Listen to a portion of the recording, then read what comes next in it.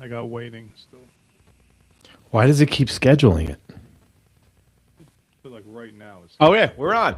Good evening and welcome to another installment of the New York Minute Sports Show. We've got chaos on the radio with me and Kay on ESPN Radio. I'm back from Miami. We got Knicks. We got everything New York. And guys, we got your comments. Interact. Say what's up. It's been a hot time on social media today. And remember, you can reach Mike at Pudgy Boy Sports. That's with a Z. Pudgy Boy Sports with a Z on Instagram and anywhere in that smoke wagon. You call the information superhighway, you can find New York Minute Sports. It's New York Sports for New York Nuts. Don't forget to like. Don't forget to subscribe. And remember, you will be able to grab your own New York Nuts merch soon. This is one of the first hoodies coming hot off the presses, folks. I have my business partner knitting these by hand. Okay? All made in the USA by us. Mike, how are we feeling? How's the body feeling? I feel good. I'm on a little bit of a diet, so I've lost a little weight. I don't know Okay. where the Pudgy name is going to come from soon. Hopefully, I could keep it. It'll be a memoir. But you mentioned USA. USA I want to know all the way. the USA. We did not win the WBC, obviously. Oh, my God. But did you have a good time? That's what I need to know. You know what? Havana, cigars, espresso. It was like stepping into 1988. Borderline, bottom line, loved it. Marlins Stadium, pretty good. Glorified shed with a retractable dome on it. Fits about 36,000 people. Love the atmosphere. Little Havana around the area. We were on South Beach, which is a great time. Rained the whole time. Thank God for me. Saved my Irish body. Well, that stadium's not used to having so many people in it, so you can't. For them to accommodate so many of you guys at once, it was a thrill to watch on TV. I Yeah, can only imagine being there. when I went to the semifinals game against the Dominican Republic and against Venezuela, I went to the semifinals and the finals. Dude, the place was legitimately rocking. I was in the upper deck right behind Judge because that's where we always sit. Got the season tickets behind Judge at the stadium, so we got to support our boy, Mike. So we went there, and we stepped right into enemy territory, Dominican Republic and Venezuela. It was, dude, if you love baseball, I highly recommend it. And especially if spring training is going on where the games mean absolutely nothing, unless you're Michael Kay and you think that it means nothing also. We'll get to that, by the way. But as far as the World Baseball Classic is concerned, great product. Team USA, as far as I'm concerned, had the most boring games out of the whole tournament. Yeah, man. From the outside looking in, I'm not going to lie to you and tell you I watched every WBC game, but Yeah. all the chatter around it wasn't even about the games. It was just about how much fun every other team seemed to be having except the United States. Yeah. And when you And watch that's other why- teams like Italy and all these guys that have these great celebrations, the espresso celebration, by the way, holy hell, outstanding job. This by is the USA in the dugout. We're Yeah, having even for a home fun. run. Yeah, the espresso in the dugout. My Oh. favorite is that they had to calibrate the thermostat because guys were burning their lips at first. But I'm one of those. I'm one of those psychos. I've been watching this tournament for 20 years. I'm the guy watching Netherlands and Israel at 5 a.m. I'm that invested. I watch Japanese baseball at 5 a.m. because I don't sleep. I'm a vampire. I wake up in my sarcophagus and start talking sports. But the way that they ran it, the people that were working it, zero complaints. Zero complaints. The Dominican fans were great sports. The Venezuelan fans were great sports. Probably some of the loudest I've ever heard at stadium. But like I said before, it has the stadium closed. It has the roof closed. So it tends to get a little bit louder. And we had a marching band behind us for about 6.5 innings. Do you think it's gotten better since they first brought in the WBC? You know, when the original, the only Captain America was the actual Captain America of the USA baseball team, David Wright. When they were doing it, I was into it. So has it gotten better since the 2000s when they first brought it in? I'll tell you exactly what the World Baseball Classic is. Fox tried to F this thing as much as possible with advertisements and cram it down people's throat, and it still didn't land on a lot of people's purview. So there was a little bit of a disconnect. So I listen, man. I like the this team was like it was constructed by a 12-year-old who was playing MLB The Show. You had 9 home run hitters. Cal Raleigh is fucking not shaking people's hands like a mental patient, and now he's got to go sit in that locker room with 2 of his teammates, Naylor and the other guy who told him to F himself in 4 different languages. Now he's got to go sit in the dugout against looking across from this guy for the rest of the season for a week in March. Okay? Then you got guys like Bryce Harper who come out and say, "Hey guys, it's not the Olympics." I guess Bryce Harper, it doesn't matter if it's not the Olympics because he was 0 for 11 until he hit that 2-run shot against Venezuela. The guys played tight. It reminded me of watching the New York Yankees play baseball. Station to station, home run or nothing, a manager who acts like a baboon, bubbles, buffoon, DeRosa, who should never even be close to a baseball diamond ever again unless he's in an ice cream machine selling Choco Tacos in the parking lot because the man thought that Team USA had it qualified after the group setting, and that's why they dogged it against Italy. Don't get me wrong. Italy was the better team. That's what I'm talking about. Contact to baseball, getting on base, making the other team field the ball. Team USA couldn't do it. That's why it reminded me of the Yankees. But highly recommend going down to spring training in Tampa is a great time. This was even better. I went with 4 childhood friends. We've been friends since we were little kids. And I highly recommend it. No complaints. Yeah, I'm ready. For the next 4 years, I'll try to start prepping for it and get myself ready to go. Yeah, it has some great games and stuff like that. But listen, enough of the World Baseball Classic. That thing is done and dead. Okay, unless the peeling of the sunburn on my back from being in the sun for 15 minutes in Miami. But that's neither here nor there. I'll deal with it. But had a little pain on the phone today, Mike. Me and Michael K had a little run-in. So last year it was Jazz. And are you striking every Yankee person that comes in front of you in your wavelength? I don't per se. This was not premeditated. I don't call in anymore. So the reason I started this show is I used to call in WFAN all the time. And I used to get on and I used to wait 45 minutes to try to cram out what's in this brain in about 31 seconds before somebody hangs up on you, before you can even make a point. And like an idiot, I'm a Jet fan, so I'm a moron. Okay, let me let you guys know in the comments section, I'm a moron. I'm a Jet fan. So what I did was I completely went against my will, and I called up Michael K today. Oh. And not to mention, the phone operator sounds like I woke him up from a nap. Hello? Hello? I don't know. I'm calling the radio. Hello? Yeah. This is ESPN. Yeah. It's 1:30. It's 30 minutes into his show. And I'm calling the fucking the repairman in the janitor's closet. Yeah, I'll get you on. Next thing I know, I'm on. I'm like, usually you got to wait like 45 minutes to get on. They were waiting for somebody. No one was calling in today. It's 1:30 on a Monday. Why is no Kay, I don't know what's going on with Kay, man. What is it? What is it, a 2-hour show? Yeah, from 1 to 3. And you're the co-host, apparently, but not today. Apparently, You get 11 seconds. You get 11 seconds, and then he dog What was walks. the crux of your phone call? What was the problem that you had with?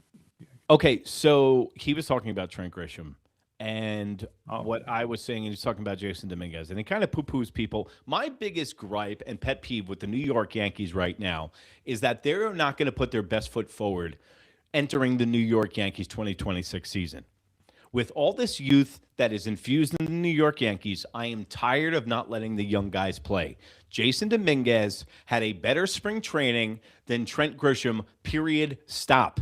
Trent Grisham, since the last 2 months of last season in the playoffs, and then hits 0.93 is his average in spring training this year. Couldn't hit water if he fell out of a boat. Michael K will start using that next week. And now Mike has the gall to tell me that it's not about dollars and cents here. After we pitched Marcus, I have a head tattoo Stroman, who we gave $18.8 million to. And then you have DJ, I have 2 left feet, LeMahieu, that we gave $26.6 to. So when Michael K pisses on my leg and tells me it's raining out, I'm not going to buy it. And I call him up, and then he just starts talking about talking points. He just spews out fucking talking points that he wants to talk because he didn't do his research. He didn't see every single spring training at bat like I did. Because listen, man, he's a completely proven guy. He's the play-by-play guy. So listen, obviously, I'm not saying I'm on his level, but at the same point, I'm coming correct. New York Minute Sports is going to have the best scoop for you. It's going to have the best facts because I'm sitting here at the stick every day, 12 hours a day. I'm not fucking around here. So when I call him up and he hears that I'm on the ball, bro, he gave me the dial tone like he had to find that dial tone. And then you know that you hit and struck a nerve when he goes on for 4 minutes after an 11-second call. Mike, you've been listening to the radio for a very long time, my friend. Does that usually happen? No. And sometimes they pretend that you're the one that hung up, and it seems like that's what he did when you saw your video today. He hits the button and then just continues to talk as if you were done with the conversation, but he was clearly done with the conversation and did not want to get into a back and forth. It's clearly something with Kay where he cannot badmouth the Yankees unless it's something so blatantly obvious that everybody's badmouthing. He'll never take a stand on his own. So now, Jason Dominguez, Mike, 2 years in a row has stunted the growth of Jason Dominguez. So now the Martian, the alien, whatever you want to call him, a 23-year-old guy, he can hit left-handed. So my point before Michael Kay cut me off was, if you have Trent Grisham, who's a left-handed outfielder, the only thing that's keeping Jason Dominguez out of the lineup is he can't hit from the right side of the plate. Had 2 home runs during spring training. Hit 286 from the right side of the plate. So go figure. So if he can hit better from the left side of the plate than Trent Grisham, why wouldn't he play over him? You move Cody to center and you put Jason Dominguez in left field. A year and a half removed from Tommy John surgery, threw 2 guys out at home this year, has played a better defense. But Michael Kay is too busy smoking butts on his days off, and he's not watching every single spring training game. And I saw some of the comments going, you don't watch the Yankees more than Michael Kay. Yeah, I get it, guys. I'm not the play-by-play guy. But do you think that Michael Kay on fucking March 1st is watching the Detroit Tigers split squad and trying to get it off the internet using a fucking satellite dish out my window? I don't think so. Okay? So then when he asked me about defensive metrics, he only wants to use metrics when they fucking appeal to his decision, okay? Because he's going to sit here and tell you Aaron Judge's clutch last week with offensive metrics. So which one does it matter? Then he's going to tell me that it doesn't matter that Cheapo Hal is going to spend $22 million on a 4th outfielder because Aaron Judge wanted him? The reason that Anthony Rizzo was on this team 2 years fucking more than he should have been is because him and Aaron Judge had the same dog? So the New York Yankees, who tied for the division with the Toronto Blue Jays and came down to a tiebreaker last year, are going to fuck around and not put their best foot forward at a spring training with the young guns. They're going with a 4-man rotation? What, you're going to outthink baseball now? You're not going to go into a 6-man rotation because you have a luxury of arms. No. We're going to shorten it up. So we really fuck that bullpen up in the first month. And we elongate every single game that we have. I'll tell you this. Let me know in the comments below. And I know I'm on fire right now, Mike. I apologize. But let me know. Do you think the Yankees are putting their best foot forward? With Shane Spencer, Jason Dominguez, LeGrand, Elmer Rodriguez, Cruz. What are they trying to have the best AAA team in the world? And I understand contract manipulation and all this shit, but if you fucking think Ryan Weathers, to keep calling him his old man's name because I'm a fossil, if you think Ryan Weathers with an 8 ERA is going to do better than... Hello? Luis Heel had a good spring training. I'd rather watch Luis Heel over Ryan Weathers fucking all the time. So, that's what I wanted to say to Michael Kay, but he didn't let me. So it would have been nice if you could have got this all out on the radio. It would have made really good radio. I thought we were the co-host. You know what happened? Mr. Kay's mailing it in at this point. I don't know, dude. For the Yankees infuriate me as a Mets fan, and they shouldn't. But they just infuriate the shit out of me because I don't care. You want to run it back and bring the same team. I don't do what you got to do. Things aren't going to replicate themselves like they did last year. Grisham's not hitting 30-something home runs again. To your point, why not go with the young kid who you've built up and you've left out of trade packages for multiple star players and let him get a run at this thing. It's infuriating to me. Yeah, he's stunted the develop the last 2 years of Jason Dominguez. If there is no hey, listen, man, I'm not taking anything away from Trent Grisham's year last year, but what goes up must come down. He does not have the track record. Everyone's acting like this fucking guy has done it for 8 years. This is the New York Yankees leadoff hitter this year. He just went like 3 for 54 in spring training. And everyone's like, oh, he'll figure it out. When the fuck did he become Joe DiMaggio? No, and to couple that with the point you just made, this is going back towards the playoffs last year and a month or so prior to the postseason, where he struggled immensely going into the postseason, and now it's carrying over. If he was just allowed to hit the open market, you would have loved to have seen what other team would have gave him a bigger deal than what he got with the Yankees at $22 million a year. I'll ask you a question. If he was still making $5.5 million a year, do you think that he would be starting over Jason Dominguez this year? It's tough. I would say no, because it's the money. He got a $17.2 million pay increase.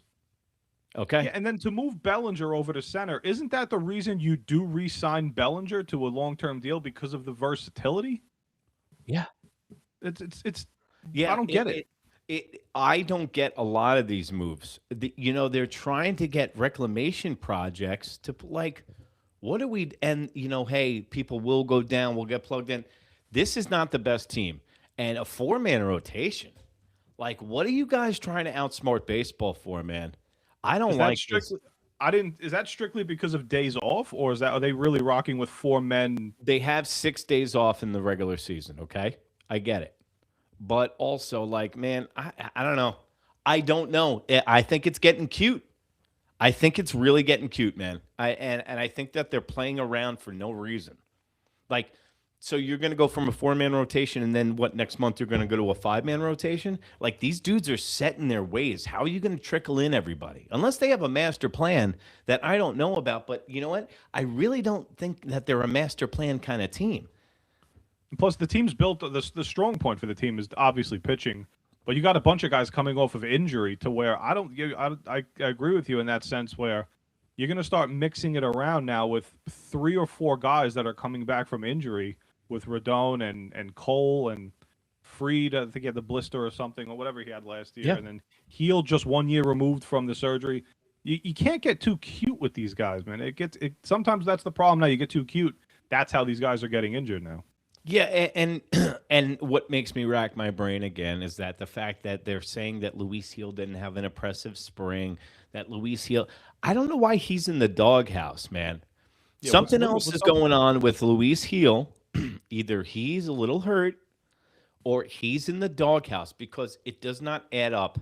The last start that he just had, I got the notes here. He went fucking 5 in.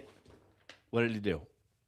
Yeah, see, Michael K., do you have notes on your desk from the last spring training start from Luis Heel? I don't think so. He's got to take a break, and then after the break, he'll say it. With his fucking tater tot head that he puts nachos in at the topping, fucking cheese. Luis Heel had 5 innings pitched, 1 hit, no runs, 0 earned runs, 1 walk because he averaged 4 walks a game last season, and 7 strikeouts, topped off at 97.5 miles an hour. So, I guess that's play the fucking kids. But speaking of playing the kids, the Mets are playing their kid. They're bringing him up. And how was the Mets spring training? I know that we got baseball coming up, and we talk about the Yankees a lot, but I would like to shed some light on the New York Mets coming up. Mike, let me say one of the things that you're most excited about and one of the things that you're worried about with the New York Mets coming up. The thing I'm most excited about, like I said, I'm going back to this offseason. I'm so excited to see a brand new ball club for the first time in 7 years. I'm going to see something different for the first time in 7 years. If you brought back the original guys that were here, it was going to be the same old crap, man. And I'm just so tired of that stuff. I'm going to see a completely shifted ball club in David Stearns' eye, high contact, less strikeouts. And I'm going to see that led by my guy, Juan Soto, finally taking over this team. This is exactly what I'm excited about. So in your eyes, Lindor is not the leader of this team right now? No, I think this is going to be Soto's team, and I think it's going to be when you sign that 15-year deal, eventually it's going to be your team. Lindor's probably got 4 years left, possibly 5. He'll be gone, and then Soto will have another 10 on top of that. So I think, and you're seeing it more with Soto in what he's saying in the media. You're seeing it more with Soto when he's discussing stuff with players like Luis Robert. You're seeing a lot of different stuff to where when he came in here last year, you had that core of Pete, Jeff, and Nimmo and Lindor, and you had all these guys that have been here for so many years. So now finally they're gone, which is awesome. And it's basically kind of him and Lindor now who are going to be the guys running the thing. But I think eventually Soto is going to make the team his, which excites me. Now, I got a question for you. Now, how do you feel? Because Lindor, I thought, was the de facto leader of maybe the Latino side of this. I think, and that's where a lot of where the friction was in the bullpen, in the dugout last year between guys. It was not good. It was not a good locker room, and that was probably one of the key reasons the New York Mets didn't return to the playoffs last year. But this is the thing. I heard static between Lindor and Juan Soto. Is that true? I've heard the same thing. And again, I don't need them to be best friends. They both say the right thing when it comes to the media and what we hear. But obviously, if there is friction, there's friction. I don't need them to be best buddies. I don't need them to have a handshake. I don't need them to do all this stuff. I need them to win baseball games. If they start doing that, I'll be perfectly fine. How does that play into the fact, though? Because Lindor is like an adopted child of Cohen. Oh, big time, yeah. And the whole captain thing last year got really crazy because thank you, yes. And it was like the whole captain thing where Soto came out and said, I look at a guy like Starling Marte as the captain of the team because he's a veteran. And dude, the New York media better than anybody. So the New York media took that, crumbled it, and they just let it go all out into the air. Soto hates Lindor. This guy hates Lindor. And it takes over sometimes. Nimmo had apparently the biggest problem with Lindor trying to get the captain spot because he probably felt like he was there longer, been more consistent, and then he's been the guy that should get it. And that's what I'm saying, man. You got a guy like Lindor, who was the first major domino to fall in the rebuild of the New York Uncle Stevie Cohen Mets. Bringing him to his house for dinner, meeting his wife, friends, considered friends outside of baseball. Now, you bring in Juan Soto for all that amount of money, right? So now Lindor's looking at this guy, Juan Soto, who's never really been the guy on a team. Comes in making more money than him, and he thought he was the golden child. Now, I think indirectly, I think it all plays in with one and the same, is that the fact that I think Steve Cohen is a very smart guy and got ahead of the story before it even started. The conversation that we're having right now, the front office knew that this was going to happen, and the New York media were going to have a field day with this. And one day during a slow day in April, they're going to go, hey, who's the captain of the New York Mets? And then they go sticking around, and then next thing you know, it's a mess. So Cohen comes in and takes all the blame and goes, you know what? There is no captains. That's it. Changes every year. They'll decide, but I'm not mandating anything. Completely takes the pressure off of Juan Soto immediately because Juan Soto has never been the guy on a team. So San Diego, I mean, there was a bunch of ballers on that team. Yeah, I mean, then you had Rendon when he actually played baseball for the Nationals, when he can actually still play baseball. He was the guy of the team. And you had Max Scherzer and a bunch of guys on the team. Then you had Aaron Judge was the guy on the team, and he was the backup. Always been Robin, never been Batman. Now he's Batman. So, listen, Juan Soto, I know that he's 38, but he's I know he's 102. But do you have faith in the fact that this guy can carry the New York Mets? 100%. He's too talented of a hitter and a ball player. And at 27 years old, in my eyes, I know not in a lot of people's eyes, the scary part about Juan Soto, and it's going to sound kind of hot take-ish, but there's actually a shot that he still hasn't hit his prime yet, which is actually kind of very scary to me. And if this guy could even get to the point where he's never been a real 300 plus kind of guy, and people talk about him being a generational hitter. He's an outstanding eye at the plate when it comes to all around hitting. But if he's the type of guy, 40 plus home runs, I'm not even expecting again. But I think he's going to take the next leadership level, and this is just going to be his team eventually. So, and I'm really glad that we have him. Now, you guys had a lot of offensive production walk out the door with obviously the Pete Alonso issue. Now, diehard Met fan, I know that you were a fan of Pete Alonso, but just like you said before, it was time to move on from Pete Alonso. But I am in the Pete Alonso camp. I got to admit, I think he's kind of that Kyle Raleigh try hard. That's why it didn't work out in the locker room with him. He's a little bit of a gym all-star, a little bit of a dunce too, but he is your guy. Like, I mean, like you can't find a way to keep 40 home runs and 100 bags, but maybe it's good just for change sake. You know, like the argument of keeping the 40 and 100 is, again, like we talk about spreading things across the diamond more. The Mets upgraded tremendously in center field. They upgraded tremendously by having Soto in left now over Brandon Nimmo. And they're going to upgrade in right field, not having anybody there right now, with one of the most top prospects in baseball in Carson Bench. And I'm very excited about that. They upgraded power-wise from Simeon to McNeil. And you're getting a Lindor back. You're getting a Polanco who's got some pop at first base or DH. Alvarez hopefully has a better year than he had last year, stays healthy. They spread the numbers across the diamond so much while also cutting down on the strikeouts, becoming a high-contact team, which is going to benefit everybody. And, you look at the stats. Sometimes we see it in basketball when, like, Mikal Bridges was averaging, like, 27 points a game with the Nets. It was just because Mikal Bridges was one of the bigger options on the team. He's clearly not that kind of player. Pete Alonso gets the stats that he gets. Obviously, the home run with Devin Williams you can't argue that. But Pete Alonso will get you the 35 and 100 or 110. But ultimately, what the hell does it all mean? Because it's gotten me 2 playoff appearances in 7 years. It's not all his fault. Did you just call Pete Alonso Nate Robinson at the dunk contest? Did you just did you just do that in front of me? Oh, the home run derby guy. Yeah. Did you just try to give me a bad Knicks squad, an Eddie Curry Knicks around the? I see what you did there. That the runs have to come from somewhere. Is that what you're saying about Pete Alonso? And eventually they will, and then the Mets will be able to score runs without Pete Alonso on this team. I agree. The Yankees lost Juan Soto, and they scored more runs than they did the year and before. They played it so well. And that's exactly the example I go to every single time when Yankee fans were, how are we going to replace that production? Watch this. We just replaced it, and we did better. So it's not ultimately getting to the World Series, but you can easily replace production if it's not working, especially in a locker room where it just wasn't working with that specific core of players. Something had to switch.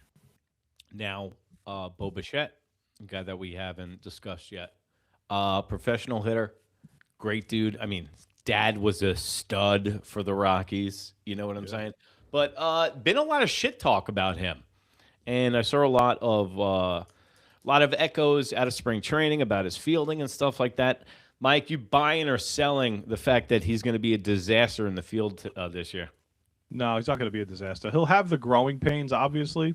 He wasn't that good of a defender at short, right? You saw him a lot more than I did when the Yankees were playing. So going to third base, it's not hard of a transition from going from short to third. If you've played baseball before, anybody knows that. Going from short to third is not a problem. If you can play shortstop, you could play pretty much any position on the diamond. Mm-hmm. Bichette will have his growing pains, but eventually he'll get into it, and he'll be perfectly fine at third base. And the bat will make up for more than enough of the errors that he's going to make. Who do you have at second base again? Marcus Simeon. Okay.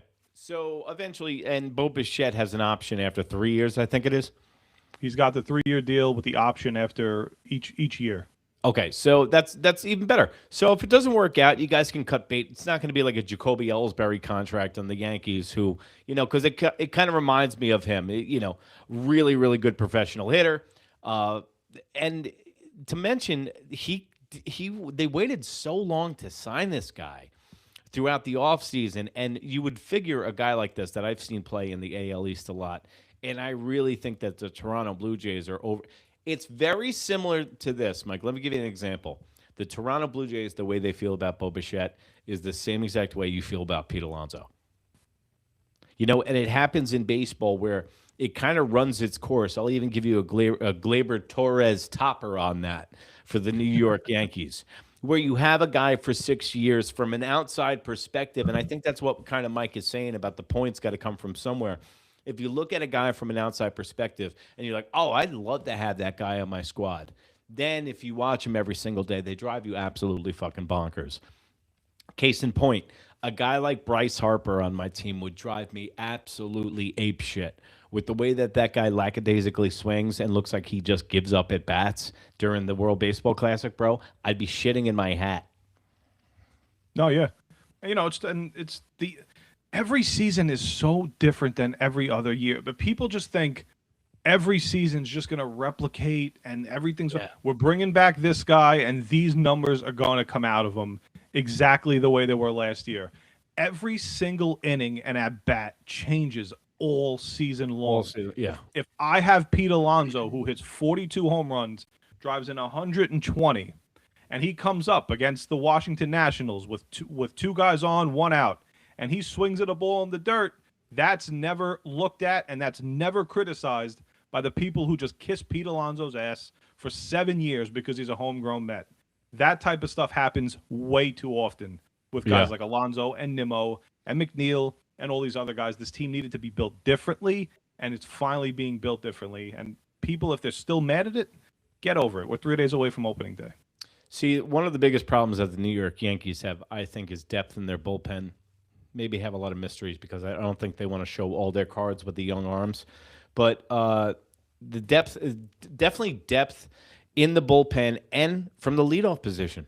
You know, somebody just wrote in the comments, I'd rather have Gleyber Torres over Trent Grisham in the leadoff spot. And that's exactly what the New York Yankees need. It's like the point guard on the New York Knicks. It's like the outside linebacker on the New York Giants. It seems like the franchise always needs a leadoff hitter from the Yankees. Seems like the Mets always need more pitching. Giants always need an outside linebacker, and the Knicks are always looking for a point guard. So since Chris Childs, it's always the way that it goes. And who was the last really good like Chuck Knobloch was the best, like the good, like true leadoff, like a Luis Ariz kind of guy. And I know that, you know, you want to talk about the stats don't back it up, and everybody, all the nerds hate him and stuff like that. But like the Yankees need a table setter, bro, and Trent Grisham ain't it. You got Jazz Chisholm hitting in the 6th spot on this team, while Trent Grisham's leading off the game. Like, come on, bro, what are we doing here? It feels like I'm taking fucking crazy pills, because Trent Grisham, I would bet my house on it. I don't gamble more than like $15 on a 3-leg parlay, okay? I'd bet my fucking house that he's going to have a bad year. I've been watching baseball for way too long not to think it. And guess what? The difference between me and Tater Tot Head K is that I will get back on this microphone and tell you I was absolutely wrong if Trent Grisham has a good season. I'll be the first one to get his back and tell you that I was absolutely wrong. All my years of baseball, I'm crumpling them up and throwing them out the fucking window because Trent Grisham proved me wrong. I don't think that's going to happen. No, but you'll have a guy like Kay, if he comes out 264, 20 homers, drives in 65 from the leadoff spot, he'll tell you what a steal it was to have him. What a steal to get Grisham back with that kind of deal. He'll make sure he spins it in a way with those specific numbers that he looks like the guy who said, oh, no, see, it's a good deal. And I'll even take it a step further. If Michael Kay was napping with a Zin in his mouth while this was going on. But if you notice, when Aaron Judge got back from the World Baseball Classic against the Orioles in spring training, if you notice that there is a new pitch out on Aaron Judge, there's a new wrinkle, there's a new way to approach him at the plate. Because what happens in baseball? A guy like last season, an Aaron Judge guy hits 347 and 50 bombs. It's like, what's going on here?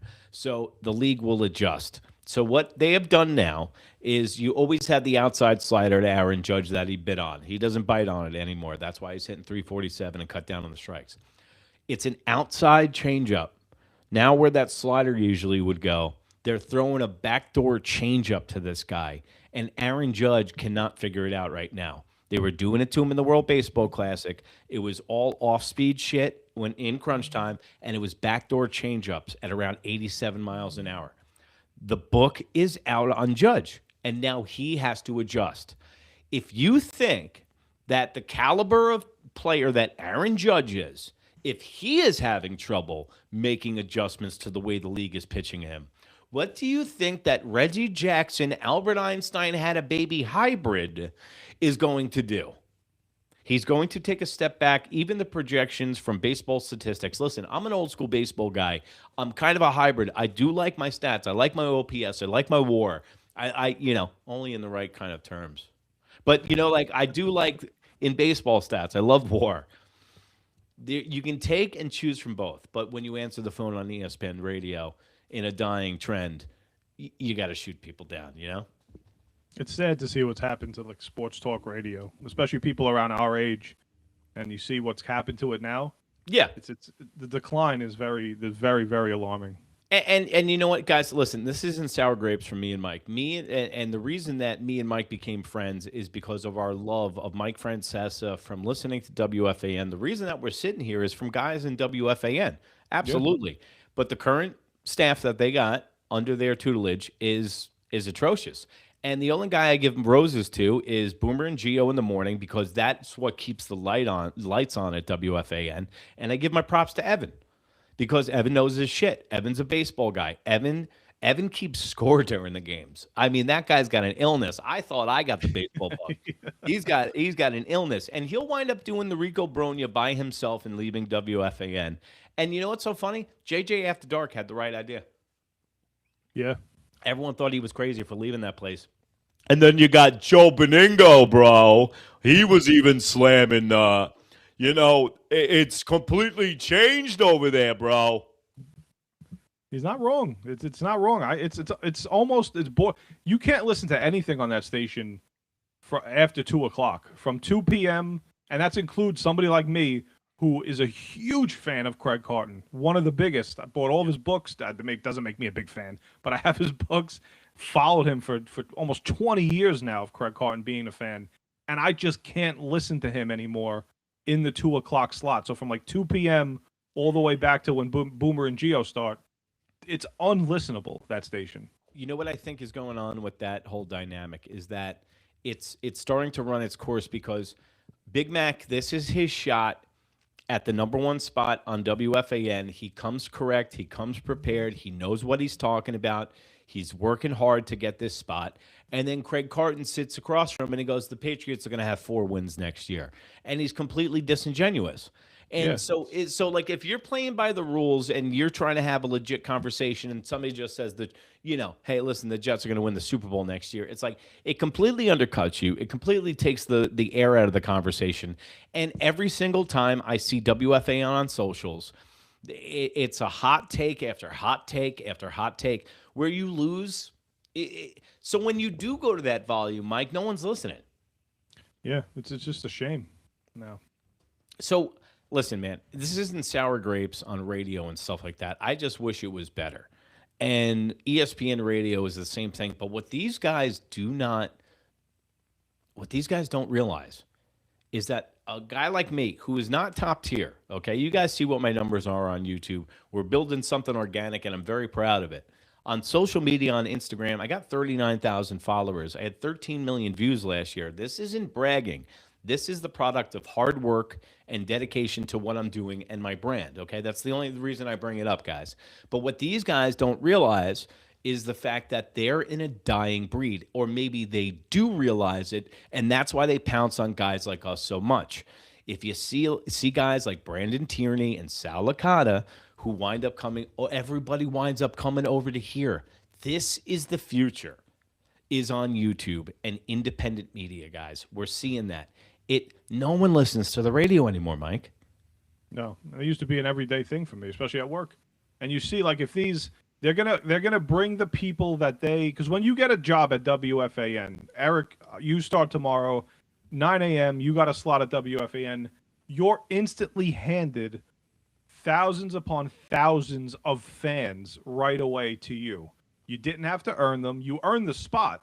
You didn't have to earn those people who are going to turn the radio on and listen to you. And now when you leave, maybe 70% of them follow you, 60% of them follow you.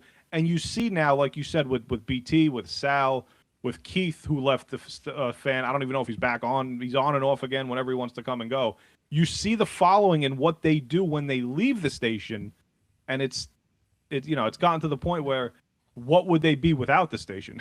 Well, since we're speaking open and honestly, and I'll give you guys an inside scoop of what happened with me is when in the beginning of the birth of this show, and I'm very glad that I found Mike and that I can work with him. And by the way, if it's next to anybody working as hard as me, it's this dude right here, working on his craft all the time. You can check him out with the Giants, the Knicks, the Mets, Pudgy Boy Sports with a Z on Instagram, right here on YouTube. Don't forget to hit the notification button. But dude, like, when you have a captured audience, which they do because I am a sheep. When I get in the car, it's 6:60 a.m. I don't even realize I'm listening to it. It's on. No, That's what I do. That's what I'm an animal of. But what I think that they're starting to see is that it is a dying industry. CBS Radio, that's been around for 110 years this week, let off 700 people. The juice is not worth the squeeze anymore. Guys, when I can go to Micro Center and buy a microphone and start reaching out to 13 million people on Instagram, the system, it's not broken. It's fixed. Don't need to go. I didn't need to go to be a writer. I didn't need to go to college for this. I didn't need to do any of this. I've been given a gift to gab, and I know my sports, and that's all you need. And guys, if you're ever thinking about doing it too, make the leap. Just start recording. Just start doing it, because this is what I love to do, and this is what I've done now. Quit my job. This is it. Cut all the life rafts off, Mike. All the life rafts are cut. This is it. This is me. It's New York Minute Sports. This is the difference between me and the guys on the radio you listen to. Me and Mike, we eat and breathe this every single day. So you didn't go to the Connecticut School of Broadcasting? Bro, go to the Connecticut School of Broadcasting, bro. Actually, know what's so funny, man? Like, that's where I got my start. So if, just real quick, guys, like I just got my start in stand-up comedy. I sold my podcast called Loose Cannon Comics. It was a comedy podcast. Sold it to Netflix back in 2010. And now I'm doing the sports thing. And yeah, I love doing this more so than anything else. I still do the comedy and I still do all that. But I'll give you a parallel real quick, is that the fact that I can go to a comedy club, I can perform in front of 100 people that are baby boomers that don't know how to operate their email address. When I can literally record, I can roll out of bed, record something, and I can reach 13,000 people within minutes.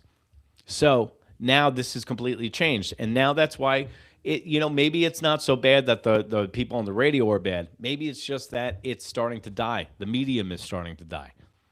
Yeah, it is, because people are coming more now to fans of things. They relate more to the people like yourself or like me or anybody else that's been doing this now.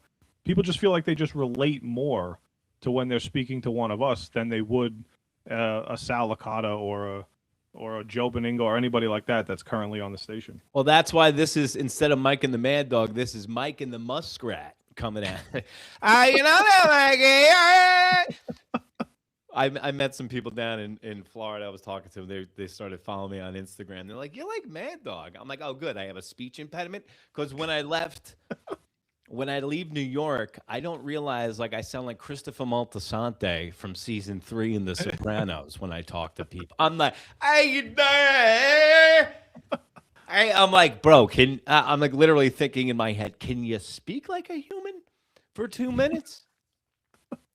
Throwing out, how you doing, people. But listen, how you doing? The Giants are doing pretty well. Yes. If anybody's doing well. And the free agency's been pretty exciting. The New York Jets have Geno Smith back, and I'm ready to tear out my pubic hair with the clamshell. I think they are completely finishing the humiliation ritual that is the experience with Geno Smith. Brought him in for West Virginia. They humiliated him in the draft, got him in the second round, brought him into Meadowlands, humiliated him, ran him out of town, had 2 good years. Now he can't play football anymore. Bring him back. Humiliation ritual confirmed. I don't know. Was there a better option out there for the price that they're actually paying Geno Smith, which I think is less than $1.5 million, because they sent over the compensation and the Raiders are taking care of like 98% of the contract? Was there a better option to bring in besides Geno? 110. But the Jets should lose every single game next year. Because with this quarterback draft coming up, we need a guy that's a not-miss candidate. And I know Manning's not coming to the Jets according to Mike Francesa. Okay, Peyton's not going to let it happen. Okay. Peyton hates the Jets. He's going to block it like San Diego. Okay. Shut up, Mike. All right. No one uses Bet Rivers. His college football, his college basketball picks have been atrocious so far this Well, year. he's like, Joe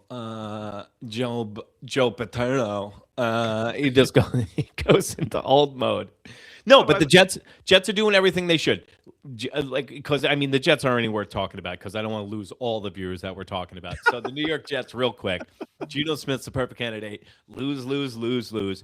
Please just build up the defensive side of the ball with just everything defense in this draft, because that's where the strength of the draft is. Get the next best available player. I think the New York Jets should trade down because Love is climbing up the board right now, and the Tennessee Titans might grab him, where the New York Jets can still get Averill.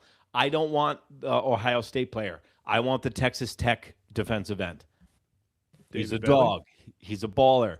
The other guy, Vernon Golston, just every time we get an outside linebacker from Ohio State, they either don't pan out or they wind up killing their girlfriend in the news, because that's the other guy that we got from Ohio State who just got rung up on murder charges. Yeah. So I'm out on the Ohio State edge rusher because they're like, oh, this guy's got a high ceiling. Guess what? No one has a high ceiling with the New York Jets. The ceiling is closed. You live in a crawl space, and the beatings will continue until morale improves. All right, buddy? Okay? So they don't develop anybody. Everybody has to just be so goddamn good that they develop on their own. All right? So please get the dog from Texas Tech.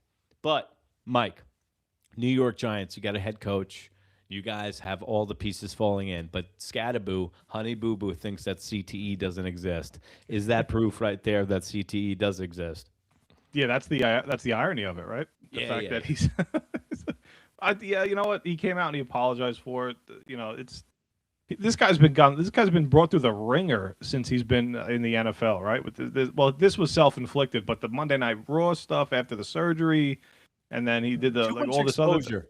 Too much exposure and it's for a guy that hasn't done anything. For a guy that's just played, 5-6 games, maybe 7? Rushed for 230 yards in 4 games. 6 touchdowns, though. No. Hey, I am in the Honey Boo Boo camp. You know that. But there's a problem when you're a young guy, overexposure, social media. You're going to fucking step into a trap, and you're going to put your foot in your mouth, especially with this rocket scientist. But when you've acted like you've been in town for 8 years and you're all over the place, that's bad news. Yeah, and luckily his team, because it definitely wasn't him. So luckily his team got to him immediately and probably typed out a whole statement for him to come out and say. So that'll be hopefully buried in the next few months because of the draft and training camp and all this stuff. So hopefully that stuff's not really a big story. I don't think it will be. But definitely very, very stupid to say from anybody, even a 15-year veteran. Just stupidity. You don't want to come out with that stuff. What are you most excited about what they did in the offseason so far? New York Giants. The competence. I keep repeating the word competence, dude. It's the guys that the Giants probably would have overpaid to keep, like a Wan'Dale Robinson and other players that have left this team. They're not giving in to that just because the fans are screaming about keeping the homegrown talent. Almost like I'm talking about the Mets again. Yeah. They took Wan'Dale Robinson, who the Titans paid $78 million for. Complete overpay. And they flipped that into paying Isaiah Likely, Darnell Mooney, Calvin Austin, and they're going to add more. And they got all 3 of those players for like $55 million, which is significantly less than just paying Wan'Dale Robinson for the production that you're going to get out of them. And I think Patrick Ricard, who I'm a huge fan of, the fullback's probably the most exciting thing. They flipped the special teams, which is number 1 in my priority. I was screaming about special teams for 2 years with this team. Finally, this guy comes in and copy who they hired from the NFL. I think they're going to be outstanding running this thing. And I don't know where Joe Shane fits in all this. That's what I was going to ask you, is because these moves got to be coming from Harbaugh, not... This is all John Harbaugh. Maybe do you think like Harbaugh goes to his office, gives them a sheet of paper, and he's like, make it happen? Yeah. I bet Shane probably brings a sheet and says, what do you think about these guys? And then probably like 2 hours later, that's faxed back over to Shane's office with like 90% of them with red ink crossed out. Yeah. and we're not doing this. So He gives him a piece of paper. It's just doodles with just boxes on it. He's like, "What do you think of this?" He's like, "It's your doodles." Like, yeah, I know. Yeah. What do you think?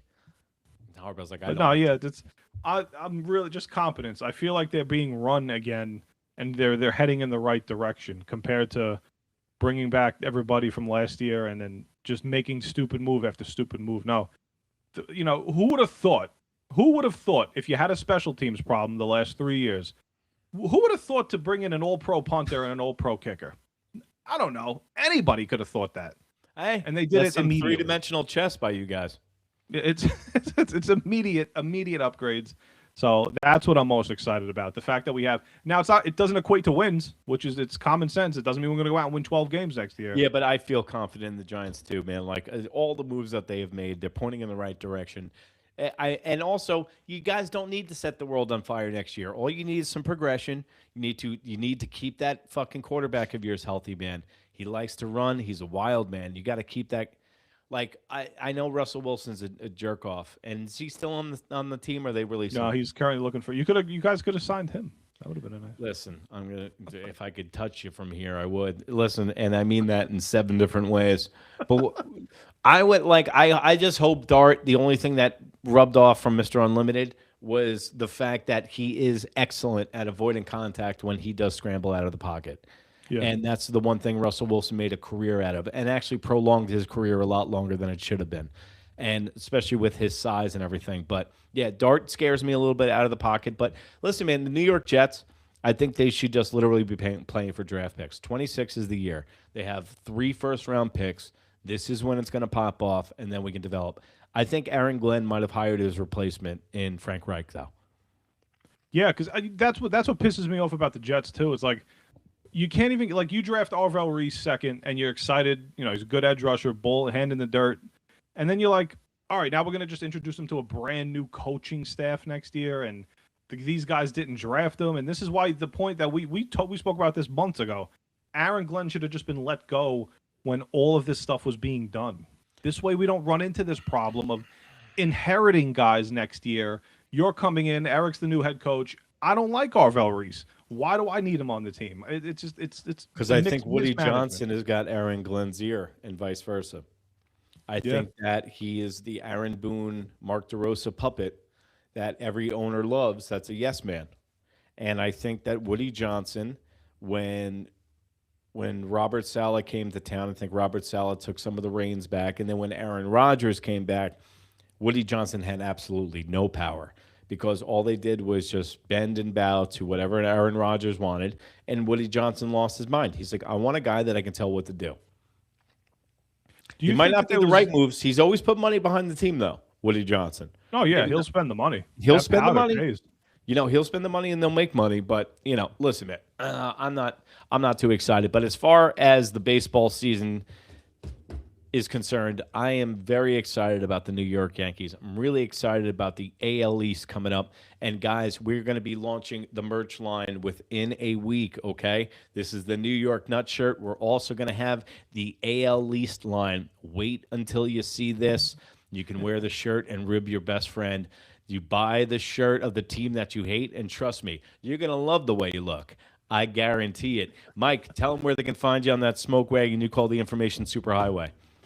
Pudgy Boys Sports Talk. Pudgy Boys with a Z, not an S. Make sure you put that in. Hopefully, I'm at the point now where if you just type in Pudgy, maybe I come up at some point. But Pudgy Boys on Instagram, YouTube here, TikTok, and not X much, but I try to once in a while upload to there as well. So just type it in. You can get it. Also, type in New York Minute Sports. That's NewYrKMin. Instagram, Twitter, Twitch, anywhere in that smoke wagon you call the Information Superhighway, you can find me. And remember, if you can't be good, be bad, baby.